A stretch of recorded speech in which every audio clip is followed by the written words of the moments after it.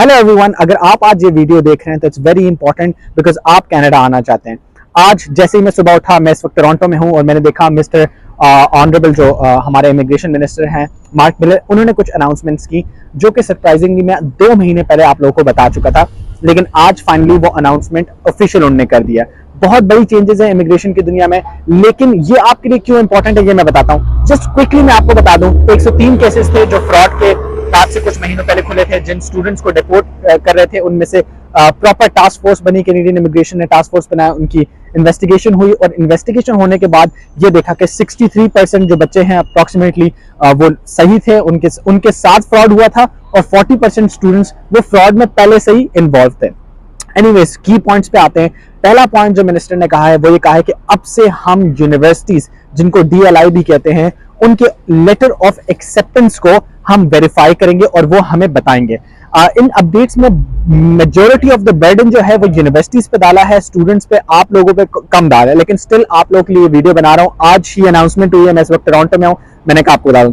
Second announcement ये है कि एक फ्रेमवर्क बनाया है, जो अगेन मैंने आप लोगों को बताया था, रिकग्नाइज्ड फ्रेमवर्क बनाया इंस्टीट्यूशन का, कि कौन कौन सी यूनिवर्सिटीज जो हैं वो प्रॉपर हैं और इनका जो है मोस्टली एजुकेशन स्ट्रीमलाइंस में जो हैं इनके पास सर्विसेज क्या क्या है, क्या ये आपको अकोमोडेशन दे रही है, नहीं दे रही, और अगर दे रही है तो ठीक है।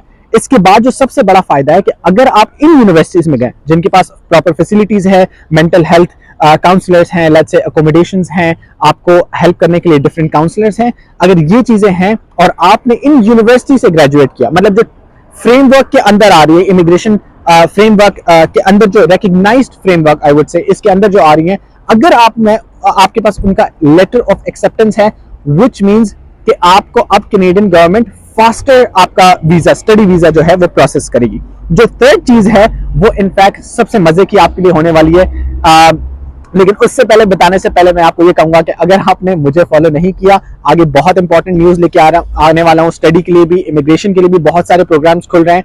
जैसे मैं आपको बताऊं, आज ही अनाउंसमेंट हुई और कुछ घंटों के अंदर मैं ये वीडियो बना रहा हूँ, बिकॉज मैं टोरंटो में मौजूद हूँ। A to Z अपडेट्स मुझे मिलती रहती हैं, तो जरूर फॉलो करें इनायत रहमान प्रोडक्शन को।